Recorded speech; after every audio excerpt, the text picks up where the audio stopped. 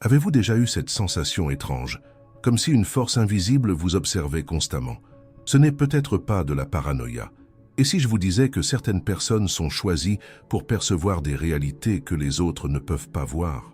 Freud et Jung, deux des plus grands psychanalystes de l'histoire, avaient des théories radicalement différentes sur ce phénomène. L'un pensait que tout était dans notre tête, l'autre croyait en des forces mystérieuses qui nous guident. Mais, et si la vérité était encore plus troublante? Imaginez un instant que tout ce que vous avez vécu jusqu'à présent, vos luttes, vos moments de solitude profonde, ces coïncidences inexplicables qui vous hantent, ne soient pas le fruit du hasard. Et si vous faisiez partie d'un groupe rare d'individus marqués pour un destin particulier, je vais vous révéler aujourd'hui quelque chose qui pourrait bouleverser votre vision du monde. Des signes apparaissent uniquement à ceux qui ont un but spécial. Les ignorer pourrait vous faire passer à côté de votre véritable destinée. Mais attention, certaines forces pourraient essayer de vous empêcher de voir cette vérité.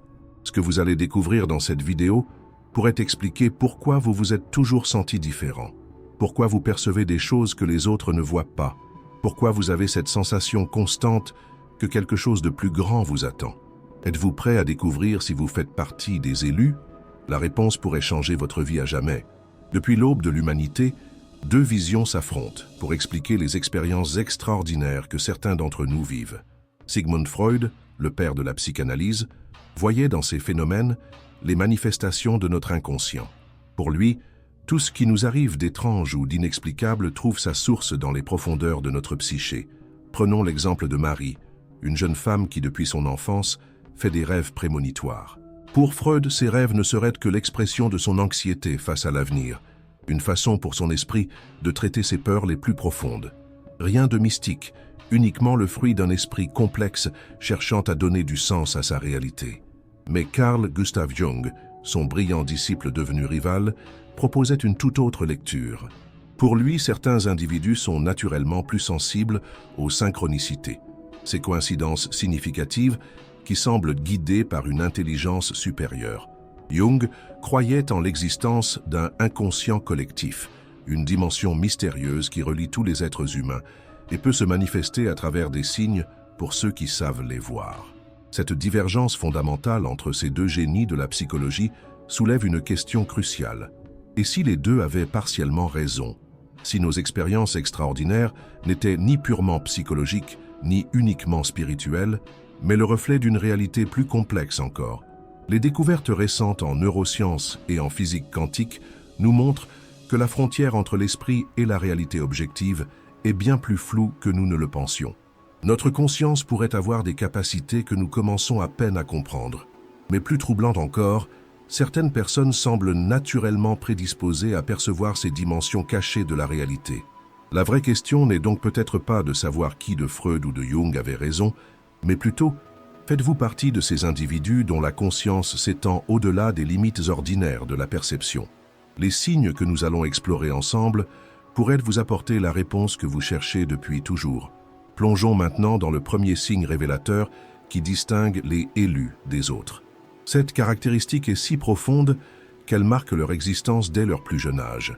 Une sensibilité hors du commun aux énergies et aux émotions qui les entourent. Freud expliquait cette hypersensibilité comme le résultat d'un développement précoce du système nerveux, une adaptation psychologique face à un environnement complexe. Pour lui, ces personnes développent une capacité extraordinaire à percevoir les subtilités du comportement humain, les micro-expressions, les non-dits, simplement parce que leur cerveau s'est programmé pour survivre dans un monde qu'ils ressentent comme plus intense. Jung, en revanche, voyait dans cette sensibilité accrue une véritable antenne spirituelle. Selon lui, ces individus sont naturellement accordés à ce qu'il appelait le champ morphique, une dimension invisible qui connecte tous les êtres vivants. Cette sensibilité n'est pas un hasard, mais un don, ou peut-être un fardeau, destiné à leur permettre de percevoir des réalités plus profondes. Mais voici ce qui est vraiment fascinant. Cette hypersensibilité se manifeste de manière très spécifique. Vous vous retrouvez souvent submergé par les émotions des autres, comme si vous les absorbiez malgré vous. Dans une foule, vous ressentez le besoin urgent de vous isoler, non pas par anxiété sociale, mais parce que l'intensité des énergies devient insupportable. Plus troublant encore, Vous avez probablement remarqué que certains lieux vous affectent profondément, sans raison apparente. Une pièce peut vous sembler chargée d'une énergie pesante, tandis qu'un espace naturel vous redonne instantanément de la vitalité. Ces réactions ne sont pas de simples impressions. Votre corps réagit physiquement à ces énergies invisibles. Cette sensibilité extraordinaire s'accompagne souvent d'une capacité innée à lire les intentions des autres. Vous savez instantanément si quelqu'un est sincère ou non, si une situation est saine ou toxique. Ce n'est pas de la méfiance ou de la paranoïa. C'est une forme de connaissance intuitive qui dépasse la simple observation. Mais attention, cette sensibilité peut aussi devenir un piège. Sans protection appropriée, vous risquez de vous perdre dans les émotions et les énergies des autres, oubliant vos propres limites et besoins. C'est pourquoi beaucoup d'élus traversent des périodes d'isolement intense, non par choix, mais par nécessité de préservation. La question n'est plus de savoir si cette sensibilité est réelle, mais plutôt comment la maîtriser. Comment transformer ce qui peut sembler être une malédiction en un véritable don? La réponse pourrait se trouver dans le prochain signe que nous allons explorer. Cette caractéristique est peut-être la plus troublante de toutes, une relation unique avec le temps et les dimensions de la réalité. Vous avez probablement remarqué que votre perception du temps diffère radicalement de celle des autres, comme si vous viviez dans une dimension parallèle. Pour Freud, ce phénomène s'expliquait par un mécanisme de dissociation psychologique. Il pensait que certains esprits développent une capacité à altérer leur perception du temps comme mécanisme de défense face à des expériences intenses. Mais cette explication semble insuffisante face à la profondeur de ces expériences. Jung proposait une interprétation plus audacieuse. Selon lui, certains individus peuvent naturellement accéder à ce qu'il appelait le temps sacré, une dimension où passé, présent et futur coexistent. Cette capacité se manifeste de plusieurs façons extraordinaires. D'abord, vous vivez régulièrement des moments de déjà-vu si intenses qu'ils ne peuvent être réduits à de simples coïncidences. Vous avez l'impression de revivre des scènes que vous avez déjà vécues, non pas comme un vague sentiment, mais avec une précision troublante dans les détails. Plus étonnante encore, vous expérimentez des périodes où le temps semble se dilater ou se contracter de manière inexplicable. Certains moments s'étirent à l'infini, tandis que des heures entières peuvent passer comme des minutes. Ce n'est pas une simple impression subjective. Vous remarquez que ces distorsions temporelles correspondent souvent à des événements significatifs dans votre vie. Vous avez peut-être aussi vécu ces moments étranges où vous savez exactement ce qui va se passer juste avant que cela n'arrive. Non pas comme une vague intuition, mais comme une connaissance précise qui se confirme dans la réalité. Ces prémonitions sont souvent accompagnées d'une sensation physique distinctive, comme si votre corps entier résonnait avec cette information venue du futur. Cette relation particulière avec le temps s'accompagne souvent d'expériences encore plus troublantes, des rêves qui se réalisent, des visions qui se concrétisent, des connexions inexplicables avec des événements distants. La science conventionnelle peine à expliquer ces phénomènes, mais ils font partie intégrante de votre réalité quotidienne. Mais voici le plus inquiétant. Et si ces expériences n'étaient pas aléatoires? Si elles suivaient un schéma précis, vous préparant à quelque chose de plus grand? Ces distorsions temporelles pourraient-elles être des signaux, des messages codés, vous guidant vers votre véritable destinée? La réponse pourrait se trouver dans le prochain signe, encore plus mystérieux, qui relie tous les élus entre eux. Un des aspects les plus profonds qui caractérisent les élus est leur relation singulière avec ce que Jung appelait l'inconscient collectif. Cette expérience se manifeste à travers des synchronicités si précises et si fréquentes qu'elle défie toute explication rationnelle. Freud aurait interprété ces coïncidences comme des projections de notre désir de donner du sens au chaos de l'existence. Pour lui, notre esprit crée des connexions illusoires pour se rassurer face à l'arbitraire de la vie. Mais cette explication devient insuffisante face à la nature extraordinaire de ces synchronicités. Jung, lui, y voyait la preuve d'une dimension plus profonde de la réalité, un réseau invisible qui relie tous les événements entre eux. Et voici comment cela se manifeste concrètement dans la vie des élus. Vous remarquez des patterns, des séquences de nombres, des situations qui se répètent avec une précision mathématique. Ces synchronicités prennent souvent des formes très spécifiques. Par exemple, vous pensez à quelqu'un et cette personne vous contacte dans l'instant. Vous cherchez une réponse à une question existentielle. Et soudain, partout où vous regardez, vous trouvez des indices qui pointent vers cette réponse. Ce ne sont pas de simples coïncidences, c'est comme si l'univers entier se réorganisait pour vous guider. Plus troublant encore, ces synchronicités semblent s'intensifier dans les moments critiques de votre vie. Lors des grandes décisions, des changements importants, ces signes deviennent si évidents qu'ils sont impossibles à ignorer. C'est comme si une intelligence supérieure orchestrait ces coïncidences pour vous montrer le chemin. Vous avez peut-être aussi remarqué que certains objets, symboles ou situations reviennent constamment dans votre vie, comme des leitmotivs dans une composition musicale cosmique. Ces répétitions ne sont pas aléatoires. Elles portent souvent des messages spécifiques, des avertissements ou des encouragements adaptés exactement à votre situation. Cette sensibilité aux synchronicités s'accompagne souvent d'une capacité à percevoir les fils invisibles qui relient les événements entre eux. Là où les autres ne voient que le chaos, vous discernez des motifs, des structures, une logique cachée qui gouverne le déroulement des événements. Mais voici la question la plus troublante. Et si ces synchronicités n'étaient pas simplement des messages, mais des tests? Si une intelligence supérieure évaluait votre capacité à reconnaître et à interpréter ces signes, plus vous y prêtez attention, plus ils deviennent évidents, comme si quelque chose ou quelqu'un vous préparait à une révélation plus grande. Cette sensibilité aux synchronicités n'est qu'une partie du puzzle. Le prochain signe que nous allons explorer pourrait révéler pourquoi vous avez été choisi pour percevoir ces dimensions cachées de la réalité. L'une des manifestations les plus profondes qui caractérisent les élus est leur relation unique avec les rêves et les états modifiés de conscience. Cette expérience va bien au-delà des rêves ordinaires, c'est une véritable porte vers d'autres dimensions de la réalité. Freud considérait les rêves comme la voie royale vers l'inconscient, un simple mécanisme permettant à notre esprit de traiter les expériences quotidiennes. Mais pour les élus, les rêves prennent une dimension radicalement différente.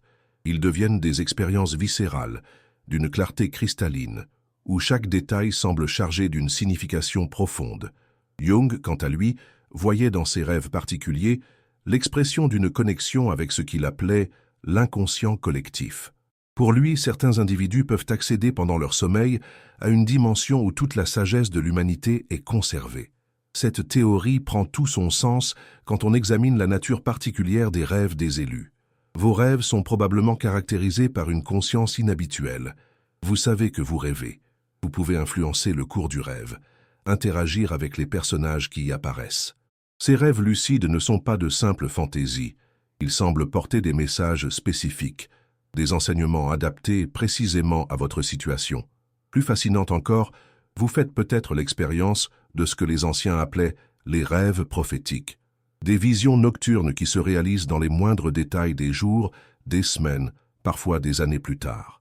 Ces rêves s'accompagnent souvent d'une sensation physique distinctive, comme si votre corps entier résonnait avec une vérité venue d'ailleurs. Cette connexion particulière avec le monde onirique s'étend souvent à d'autres états de conscience. Vous avez peut-être remarqué que dans certains moments de calme profond, de méditation ou même dans des activités quotidiennes, vous accédez à des états de conscience modifiés. Des moments où le voile de la réalité ordinaire semble se lever, révélant des vérités habituellement cachées. Ces expériences s'accompagnent souvent de perceptions extrasensorielles, des visions, des sensations physiques inexplicables, parfois même des sons ou des voix qui semblent venir d'une autre dimension. Ce ne sont pas des hallucinations. Ces expériences portent une cohérence, une logique interne qui défie l'explication rationnelle. Mais voici ce qui est vraiment troublant.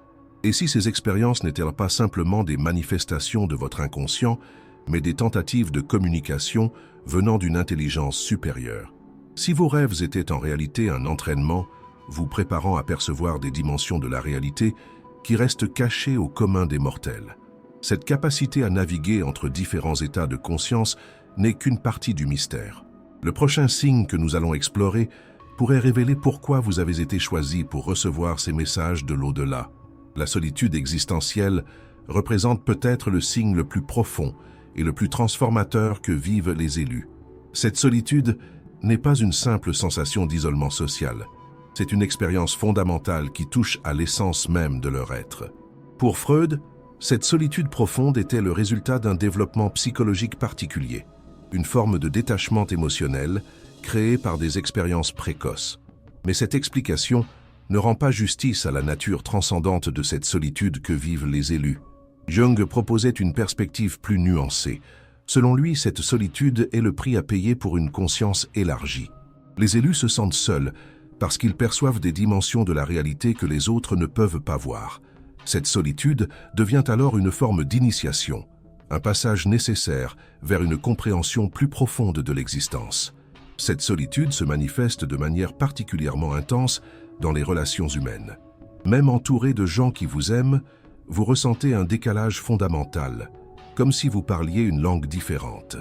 Ce n'est pas un sentiment de supériorité, c'est la conscience douloureuse d'une différence essentielle dans votre façon de percevoir le monde. Plus troublante encore, cette solitude s'accompagne souvent d'une sensation d'être étranger à ce monde. Comme si vous veniez d'ailleurs, comme si votre vraie famille, votre véritable origine, se trouvait quelque part au-delà de cette réalité. Cette sensation n'est pas une simple métaphore. Elle s'accompagne souvent d'expériences concrètes de non-appartenance. Cette solitude existentielle crée aussi un rapport particulier au savoir et à la connaissance. Vous vous trouvez souvent en train de chercher des réponses à des questions que personne d'autre ne semble se poser. Les explications conventionnelles ne vous satisfont jamais complètement. Vous sentez qu'il existe une vérité plus profonde, plus essentielle. Mais voici l'aspect le plus paradoxal. Cette solitude profonde s'accompagne souvent d'une connexion mystérieuse avec d'autres élus. Quand vous rencontrez quelqu'un qui partage cette même expérience, la reconnaissance est immédiate, presque télépathique. C'est comme si vous faisiez partie d'une famille dispersée, dont les membres se reconnaissent instantanément. Cette solitude pourrait-elle être plus qu'une simple condition psychologique? Et si elle était en réalité un mécanisme de protection, vous isolant temporairement pour permettre le développement de capacités particulières? Ou plus troublante encore, et si cette solitude était orchestrée par une intelligence supérieure, vous préparant à un rôle que vous ne pouvez pas encore comprendre?